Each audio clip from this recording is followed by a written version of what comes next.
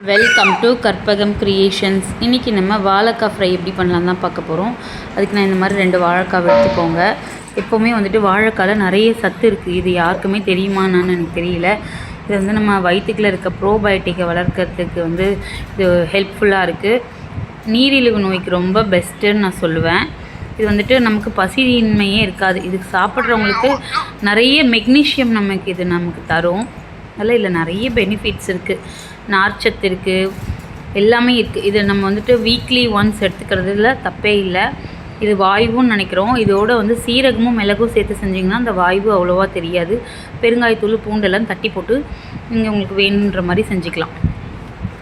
அவ்வளோ பெனிஃபிட்ஸ் இருக்குது. இதில் வந்துட்டு குடலை எப்போவுமே நமக்கு சுத்தமாக வச்சுக்கும். பெருங்குடல், சிறுங்குடல் எல்லாருமே நமக்கு கழிவெல்லாம் சீக்கிரமாக நமக்கு வெளியே தள்ளுறதுக்கு ஹெல்ப்ஃபுல்லாக இருக்கும்.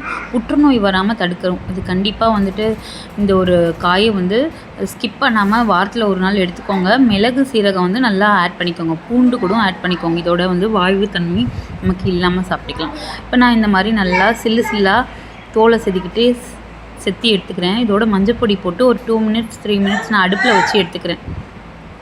அப்போ தான் வந்துட்டு நமக்கு வந்து வானலில் போட்டு ஃப்ரை பண்ணும்போது நமக்கு ஃபுல்லாக குக் ஆகி கிடைக்கும். அதுக்காக தான் நான் அந்த ஸ்டெப் பண்ணியிருக்கேன். நீங்கள் இந்த மாதிரி கொஞ்சம் 3 மினிட்ஸ்லேயே இந்த மாதிரி நம்ம கலர் சேஞ்ச் ஆகிடும்.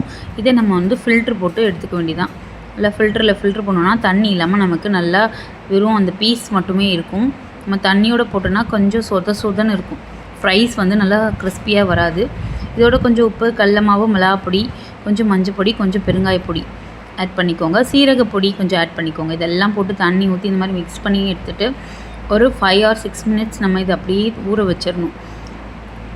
இதில் அவ்வளோ ஒரு பெனிஃபிட்ஸ் இருக்குது. இது வந்து ஒரு வெஜிடேரியன் ஃபிஷ் ஃப்ரைன்னு கூட நான் சொல்லுவேன்.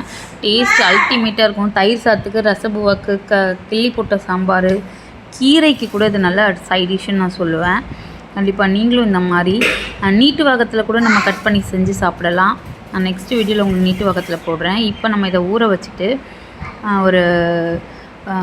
அது வந்து தோசை பேன் தான் எடுத்திருக்கேன். இதில் வந்துட்டு நம்ம ஆயில் தேவையான அளவு ஆட் பண்ணிக்கோங்க.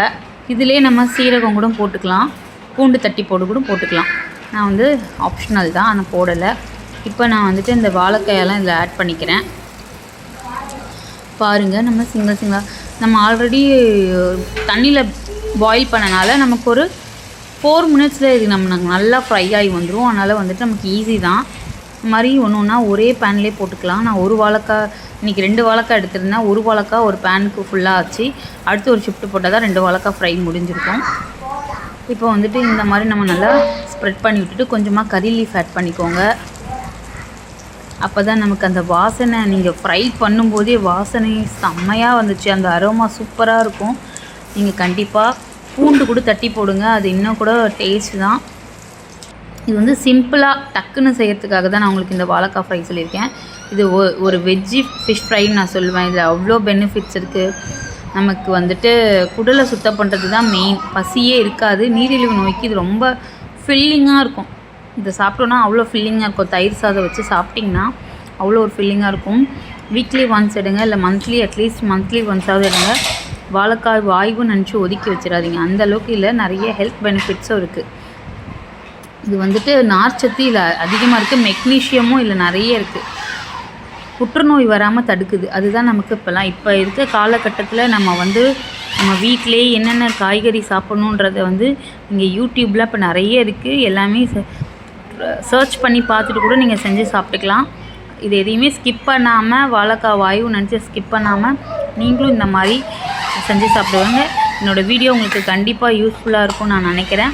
இப்போ நான் சர்வ் பண்ணுறதுக்கு தான் நான் இந்த மாதிரி பிளேட் டெக்கரேஷன் பண்ணுறேன். எப்பயுமே நம்ம குக் பண்ணதை வந்து ஃபைனல் ஃபினிஷிங்கில் இந்த மாதிரி ஒரு பிளேட்டில் எடுத்து வச்சு பார்த்திங்கன்னா அதோட அழகே வேறு. லுக்கிங் அவ்வளோ சூப்பராக இருக்கும். நீங்கள் கண்டிப்பாக நான் சொன்ன மெத்தடே, இது ஒன்றும் பெரிய வேலைலாம் இல்லை, ரொம்ப சிம்பிள் தான். காலையில் எல்லாருமே ஹெல்த்தியாக சாப்பிட்ணுன்றது தான் உங்களுக்கு நான் இந்த வீடியோ போட்டிருக்கேன். என்னோடய வீடியோ பிடிச்சிருந்தா கண்டிப்பாக மிஸ் பண்ணாமல் பாருங்கள். அவ்வளோதான் ஃப்ரெண்ட்ஸ். 2 வாழைக்காய் வச்சு இவ்வளோ சூப்பரான சுவையான கிறிஸ்பியான நம்ம அந்த கடலை மாவு வந்து கிறிஸ்பினஸ்க்கு தான் போட்டிருக்கோம். இன்னும் கொஞ்சம் வந்துட்டு அரிசி மாவு கூட ஆட் பண்ணிக்கலாம். அந்தளவுக்கு ஒரு லைட் கிறிஸ்பினஸ் இருக்கும். என்னோடய வீடியோ பிடிச்சா லைக் பண்ணுங்கள், ஷேர் பண்ணுங்கள், சப்ஸ்கிரைப் பண்ணுங்கள். தேங்க்யூ ஃபார் வாட்சிங்.